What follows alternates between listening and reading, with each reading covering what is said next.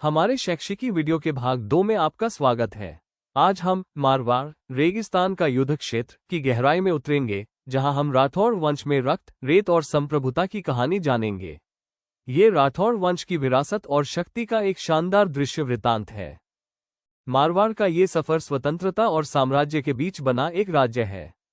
हम इसे 3 अंकों में समझेंगे। अंक आय, शाही आलिंगन, मोटा राजा उदय सिंह से लेकर जसवंत सिंह तक, मुगल साम्राज्य के साथ सहयोग और एकीकरण का दौर। अंक 2, महान संघर्ष, औरंगजेब का विश्वासघात और अस्तित्व बचाने के लिए लड़ा गया 30 साल का गुरिल्ला युद्ध।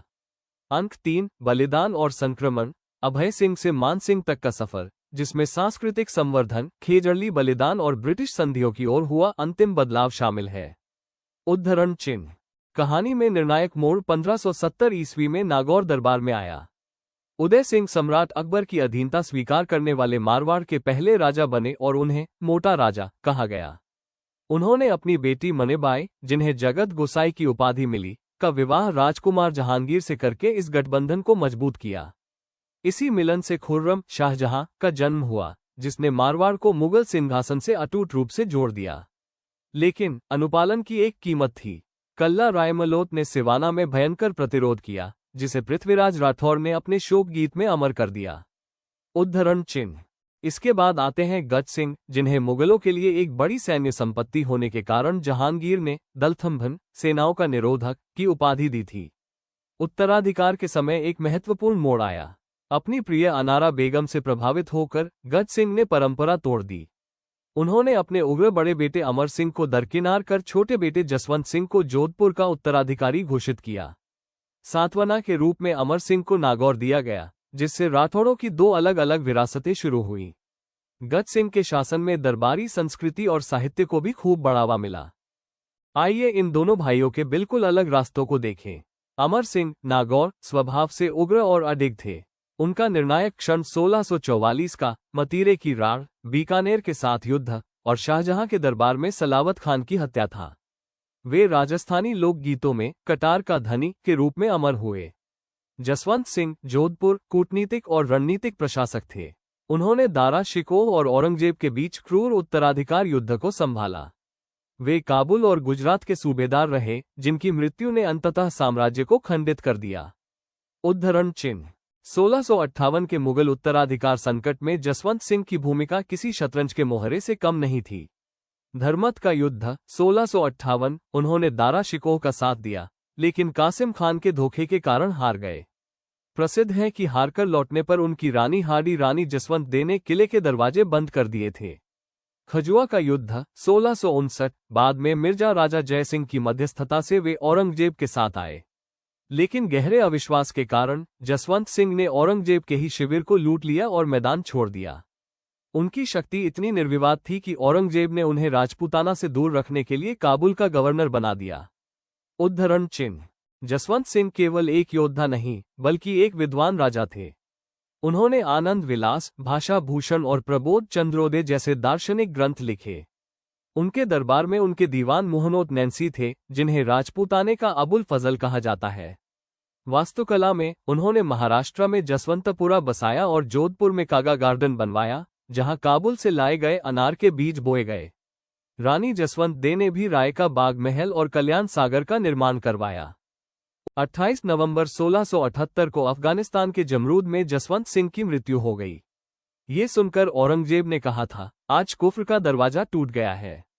औरंगजेब ने इस अवसर का लाभ उठाकर जोधपुर को खालसा शाही भूमि घोषित कर दिया। इसके पीछे उसके रणनीतिक उद्देश्य थे। दिल्ली से गुजरात तक के व्यापारिक मार्ग को सुरक्षित करना, कठपुतली शासक बैठाना और जसवंत सिंह के जीवन भर के विरोध का बदला लेना। उसने एक नकली वारिस मोहम्मद राज को स्थापित करके राठौर वंश को मिटाने का प्रयास किया। मारवाड़ के अस्तित्व पर आए इस खतरे के बीच उदय हुआ दुर्गादास राठौड़ का, जिन्हें मारवाड़ का यूलिसिस और राजपूताना का गैरिबाल्डी कहा जाता है। 1638 में जन्मे दुर्गादास ने राज्य के पतन के बाद असली शिशु उत्तराधिकारी अजीत सिंह को दिल्ली से बाहर निकाला। अजीत सिंह को सिरोही के कालिंद्री में मुकुंदास खींची की निगरानी में छिपाया गया। गौरा नाम की एक महिला ने धाय मां के रूप में काम किया, जिससे उन्हें मारवाड़ की पनाधाय कहा गया। दुर्गादास ने उन राठौड़ कुलों को एकजुट किया जिन्हें पहले के महान राजा भी एक नहीं कर पाए थे। उद्धरण चिन्ह। दुर्गादास राठौड़ की कूटनीति बेजोड़ थी। उन्होंने मेवाड़ के महाराणा राज सिंह के साथ गठबंधन किया। 1681 में औरंगजेब के अपने बेटे शहजादा अकबर को विद्रोह के लिए उकसाया। जब अकबर दक्षिण भाग गया तो दुर्गादास ने अकबर के बच्चों को अपनी हिरासत में ले लिया। दुर्गादास ने बच्चों को पनाह दी और उनकी इस्लामी शिक्षा सुनिश्चित कर नैतिक रूप से मात दी। इस सम्मानजनक कार्य ने औरंगजेब को बातचीत के लिए मजबूर कर दिया, जिससे दुर्गादास को 3000 जात का मनसब और प्रमुख परगने वापस मिले। ये साम्राज्य की पूरी शक्ति के खिलाफ 3 दशकों तक चलने वाला अथक छापामार युद्ध था। मुख्य प्रतिद्वंद्वी औरंगजेब था। मारवाड़ के प्रमुख सहयोगी मेवाड़ के सिसोदिया और सहानुभूति रखने वाले मुगल थे। हरावल अग्रिम दस्ते का नेतृत्व दुर्गादास राठौड़ और मुकुंद दास खींची कर रहे थे। अंततः 1708 में देबारी समझौते, मारवाड़, मेवाड़ और आमेर गठबंधन के तहत बहादुर शाह प्रथम को अजीत सिंह को जोधपुर के सही राजा के रूप में मान्यता देनी पड़ी। 1708 में अजीत सिंह ने जोधपुर का सिंहासन पुनः प्राप्त कर लिया।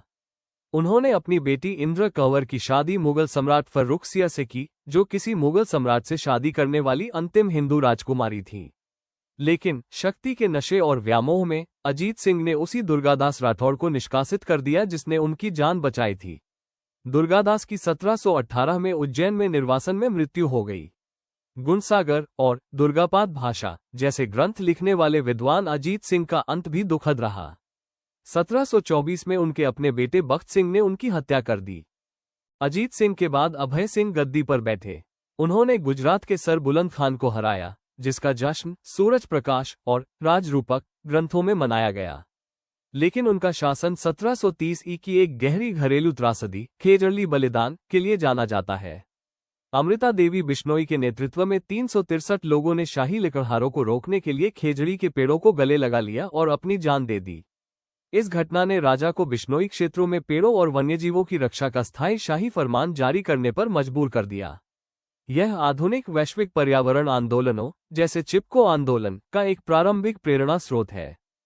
आगे चलकर मान सिंह सन्यासी राजा के रूप में जाने गए। अपने भाई भीम सिंह से विवाद के कारण जालोर किले में शरण लेते समय वे तपस्वी देवनाथ की भविष्यवाणियों के सहारे जीवित रहे। राजा बनने पर उन्होंने नाथ संप्रदाय के लिए भव्य महामंदिर बनवाया और नाथ चरित्र लिखा। बौद्धिक विरासत को सहेजने के लिए मान पुस्तक प्रकाश पुस्तकालय की स्थापना की। वे एक स्वतंत्र भावना वाले शासक थे। 1827 में उन्होंने ब्रिटिश विरोधी विद्रोही आपा साहिब भोसले को आश्रय दिया और 1832 में लॉर्ड विलियम बेंटिक के अजमेर दरबार का बहिष्कार किया। मारवाड़ की संप्रभुता ने समय के साथ बड़ा बदलाव देखा। 1570 की मुगल संधि, मोटा राजा उदय सिंह, ये बादशाह अकबर के साथ एकीकरण और वैवाहिक गठबंधन था। इससे अधीनता आई, लेकिन साथ ही उच्च सैन्य रैंक, अपार धन और प्रभाव भी मिला। 1818 का ब्रिटिश संरक्षण, मान सिंह, ये चार्ल्स मेटकाफ के साथ अधीनस्थ सहयोग और बाहरी सुरक्षा की संधि थी। इससे बाहरी सैन्य अभियान खत्म हुए और सीमाएं स्थिर हुई, लेकिन वास्तविक भू राजनीतिक स्वतंत्रता की कीमत पर सिंहासन को संरक्षित किया गया। मारवाड़ का इतिहास महज राजाओं की समयरेखा नहीं है, यह अनुकूलन, समायोजन और अवज्ञा की एक मास्टर क्लास है। उदय सिंह और जसवंत सिंह ने साम्राज्य की जंजीरों को कवच के रूप में पहना और स्थानीय समृद्धि के लिए मुगल ताकत का लाभ उठाया। दुर्गादास राठौड़ ने साबित कर दिया कि एक किले पर कब्जा हो सकता है, लेकिन रेगिस्तान को जीता नहीं जा सकता। खेजड़ली के शहीदों और मान सिंह के आध्यात्मिक लचीलेपन ने यह सुनिश्चित किया कि चाहे बाहरी ताकतें आए, मारवाड़ की आत्मा हमेशा अपनी ही बनी रही। धन्यवाद।